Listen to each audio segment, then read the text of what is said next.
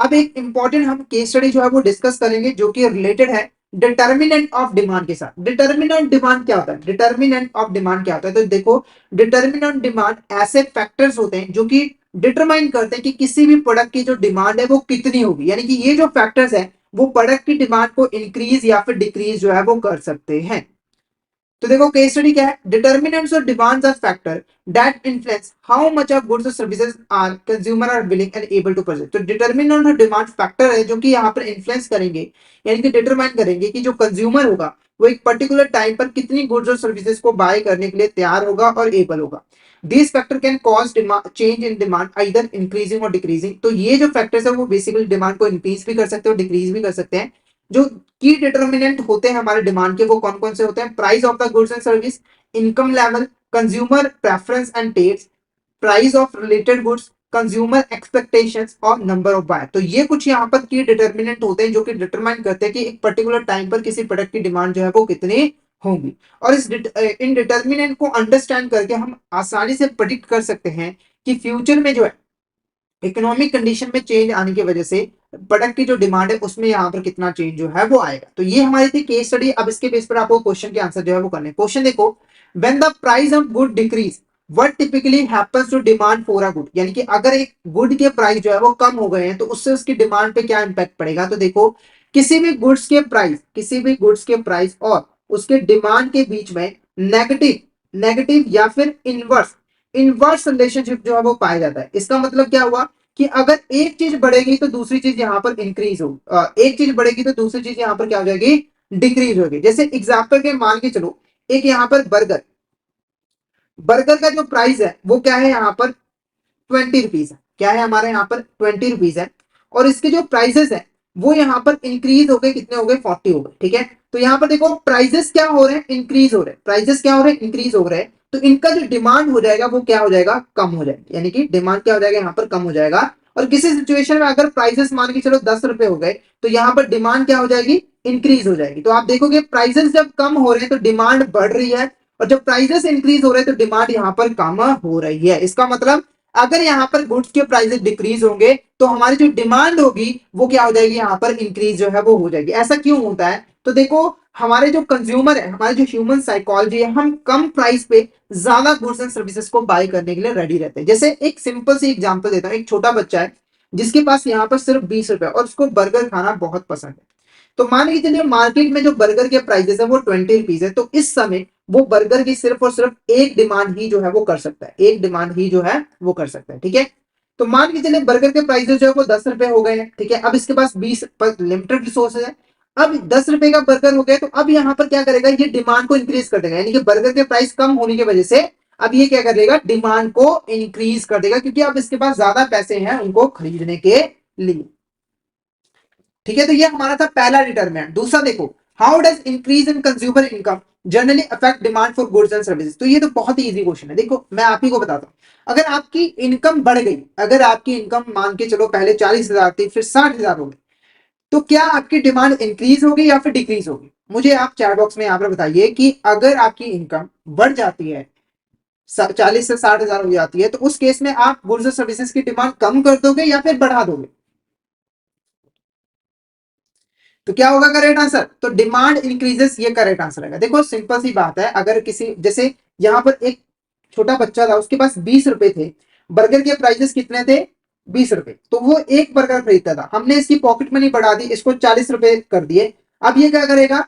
Income बढ़ गई है इसकी, तो ये 2 बर्गर जो है वो खरीदेगा। यानी इनकम बढ़ने से डिमांड भी यहाँ पे जो है वो बढ़ जाएगी। ओके, तो डिमांड क्या हो जाएगी? इंक्रीज हो जाएगी। नेक्स्ट क्वेश्चन की बात करें, if consumer expect prices to rise in future what might they do in the present. देखो कंज्यूमर एक्सपेक्टेशन एक इंपॉर्टेंट डिटर्मिनेंट होता है कि कंज्यूमर क्या एक्सपेक्ट कर रहा है फ्यूचर को लेकर। जैसे यहां पर कंज्यूमर क्या एक्सपेक्ट कर रहा है कि फ्यूचर में जो प्रोडक्ट की जो प्राइसेस है वो बढ़ जाएंगे, तो वो प्रेजेंट में क्या करेगा?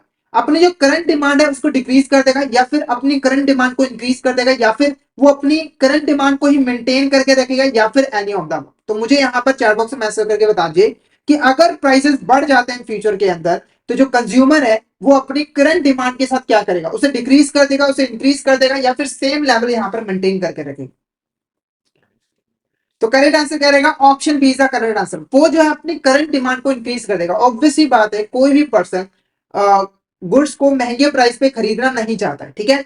तो अगर मान के चलो यहाँ पर इसको इस एक पर्सन है, उसको यहाँ पर 100 यूनिट्स की जरूरत पड़ती है एक महीने के अंदर, ठीक है। और उसे लग रहा है कि अगले महीने जो है उसे इसके प्राइसेस जो है वो बढ़ जाएंगे, तो इस महीने वो क्या करेगा, 200 यूनिट्स खरीद लेगा, ताकि अगले महीने उसे 100 यूनिट्स को महंगे दाम पे खरीदना ना पड़े। तो वो सस्ते दाम में पहले ही खरीद लेगा, तो वो अपनी डिमांड को, करंट डिमांड को क्या कर देगा, इंक्रीज जो है वो कर देगा। ओके, नेक्स्ट क्वेश्चन की बात करें, if the price of substitute good decreases what typically happens to the demand for the original good, ठीक है। तो सबसे पहले सब्स्टिट्यूट गुड का मतलब समझा दो। सब्स्टिट्यूट गुड ऐसे गुड्स होते हैं जिसको हम एक दूसरे की जगह पे यूज जो है वो कर सकते हैं। जस्ट एग्जांपल की आप मान के चले, कॉफी प्रोडक्ट है, एक यहाँ पर कॉफी प्रोडक्ट है जो कि ओरिजिनल प्रोडक्ट है, जो कि ओरिजिनल प्रोडक्ट है, और इसका सब्स्टिट्यूट क्या है, टी यानी कि चाय। जैसे अगर आपको किसी दिन कॉफी नहीं मिली सुबह सुबह, तो आप उसकी जगह पर चाय जो है वो पी सकते हो। तो टी बेसिकली कॉफी का सब्स्टिट्यूट प्रोडक्ट है जिसको हम कॉफी की जगह पे यूज जो है वो कर सकते हैं, ठीक है। तो ये हुआ हमारा सब्स्टिट्यूट प्रोडक्ट, ठीक है, ये हुआ हमारा सब्स्टिट्यूट प्रोडक्ट, ठीक है। अब क्वेश्चन पूछ रहा है कि अगर हमारे सब्स्टिट्यूट गुड के जो प्राइसेस है वो डिक्रीज हो जाते हैं, तो उसकी वजह से ओरिजिनल गुड पे की डिमांड पे क्या इंपैक्ट जो है वो पड़ेगा। जैसे एग्जांपल के आप मान के चलिए कि जो कॉफी है उसका जो प्राइस है वो 200 है, और जो टी का प्राइस है वो 50 रुपीज है, और इस प्राइस के ऊपर जो कॉफी की डिमांड की जाती है वो यहाँ पर 100 लोग करते हैं, और जो चाय की डिमांड करते हैं वो यहाँ पर 100 लोग जो है वो करते हैं। तो मान के चलिए हमारी ये जो सब्स्टिट्यूट प्रोडक्ट है, हमारी ये जो सब्स्टिट्यूट प्रोडक्ट है उसके यहाँ पर जो प्राइसेस है वो डिक्रीज हो गए। मान के चलिए जो चाय पत्ती के जो प्राइसेस है वो यहाँ पर डिक्रीज हो गए, कितने हो गए, 25 हो गए, आधे दाम हो गए। तो अब कॉफी की डिमांड के साथ यहाँ पर क्या होगा, ये इंक्रीज होगा या फिर डिक्रीज होगा। सिंपल सी बात है कि जो कॉफी की डिमांड होगी वो यहाँ पर डिक्रीज हो जाएगी। क्या हो जाएगी, यहाँ पर डिक्रीज हो जाएगी, ठीक है। अगर प्राइसेस डिक्रीज हुए तो कॉफी की जो डिमांड है वो भी यहाँ पर डिक्रीज जो है वो हो जाएगी। ऐसा क्यों होगा, तो देखो अगर चाय पत्ती सस्ती हो गई तो हो सकता है कि कॉफी के जो कुछ लोग हैं वो यहाँ पर चाय पत्ती की ओर जो है वो चला जाए, यानी कि उन्हें चाय पत्ती 25 रुपए की मिल रही है और कॉफी से काफी ज्यादा सस्ती, तो हो सकता है कि 50 लोग जो है वो कॉफी को छोड़कर टी को खरीदने लग जाए, और टी की जो डिमांड है वो कितनी हो जाए, यहाँ पर 150 हो जाए, और यहाँ पर जो डिमांड है वो सिर्फ और सिर्फ 50 ही रह जाए। यानी कि अगर सब्स्टिट्यूट प्रोडक्ट के जो प्राइसेस हैं वो डिक्रीज हो जाएंगे तो सब्स्टिट्यूट प्रोडक्ट की डिमांड इंक्रीज हो जाएगी, और जो ओरिजिनल प्रोडक्ट होगा उसकी डिमांड जो है वो डिक्रीज हो जाएगी, क्योंकि ओरिजिनल प्रोडक्ट के जो यूजर्स होंगे वो सब्स्टिट्यूट प्रोडक्ट को जो है वो खरीदने लग जाएंगे, जैसे मैंने एग्जांपल में आपको समझा दिया है। तो डिमांड फॉर जो कॉफी है वो हमारी डिक्रीज हो जाएगी, डिमांड फॉर कॉफी जो है वो डिक्रीज हो जाएगी। नेक्स्ट क्वेश्चन की बात करें, when the price of complementary goods printer for computer increases what typically happens to demand for original good, ठीक है। तो देखो सिंपल सी बात, कॉम्प्लीमेंट्री गुड क्या होती है, ऐसे गुड जिनको हम एक दूसरे के साथ में ही यूज कर सकते हैं, जैसे कंप्यूटर और प्रिंटर।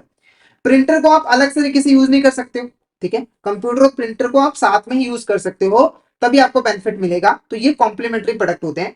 तो अगर मान के चलो हमारे जो कॉम्प्लीमेंट्री प्रोडक्ट है उसके प्राइसेस इंक्रीज हो जाते हैं, तो हमारी जो ओरिजिनल गुड्स है उनके प्राइसेस के साथ, यहाँ उनकी डिमांड के साथ यहाँ पर क्या होगा, तो सिंपल सा आंसर है इसका कि उसकी जो डिमांड है वो डिक्रीज हो जाएगी। जैसे एग्जाम्पल के अगर मान के चलो कार और पेट्रोल, कार एंड पेट्रोल, देखो कार हमारा ओरिजिनल प्रोडक्ट हो गया और पेट्रोल हमारा हो गया कॉम्प्लीमेंट्री प्रोडक्ट, ठीक है।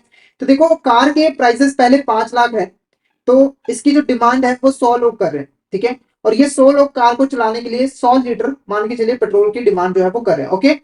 प्राइसेस हो गए यहाँ पर इंक्रीज, प्राइसेस हो गए हमारे इंक्रीज, प्राइसेस हो गए 10 लाख रुपए, तो जो डिमांड है वो कितने, अब सिर्फ कितनी रह गई यहाँ पर, 50 लोग, यानी कि 50 लोग ही यहाँ पर कार की डिमांड करे, तो ऑब्वियस सी बात है 50 लोग ही कार चला रहे हैं, तो 50 लीटर पेट्रोल की यहाँ पर उसको जरूरत है। तो आप देखोगे कि अगर कॉम्प्लीमेंट्री प्रोडक्ट के जो प्राइसेस है वो इंक्रीज हो जाते हैं, तो उससे जो दूसरा प्रोडक्ट है उसकी भी जो डिमांड है वो यहाँ पर कम हो जाएगी, क्योंकि पहले वाले प्रोडक्ट की डिमांड भी यहाँ पर कम हो गई। जैसे कार के प्राइसेस अगर इंक्रीज हुए तो इसकी डिमांड कम हो गई, जिसकी वजह से पेट्रोल की डिमांड जो कि इसका कॉम्प्लीमेंट्री प्रोडक्ट था वो भी यहाँ पे जो है वो डिक्रीज हो गया है। तो अगर ये जो क्वेश्चन पूछ रहा था कि अगर प्रिंटर के प्राइस इंक्रीज हो जाते हैं तो उससे कंप्यूटर की जो डिमांड है वो भी हमारी यहाँ पर क्या हो जाएगी, डिक्रीज हो जाएगी। तो डिमांड फॉर कंप्यूटर वो हमारी क्या हो जाएगा, डिक्रीज जो है वो हो जाएगी। हालांकि प्रिंटर के ऊपर इतना ज्यादा कंप्यूटर की जो डिमांड है वो डिपेंड नहीं करती है। फिर भी जस्ट एग्जांपल से मैं आपको समझाना चाहता था कि कॉम्प्लीमेंट्री गुड्स के अगर प्राइसेस में चेंज आता है तो सेम आता है। अगर एक प्रोडक्ट के प्राइसेस इंक्रीज हो रहे हैं तो उसकी डिमांड कम हो जाएगी, उसकी वजह से कॉम्प्लीमेंट्री प्रोडक्ट का जो डिमांड है वो भी यहाँ पर कम जो है वो हो जाएगा। तो आई होप आपको यहाँ तक क्लियर हो गया होगा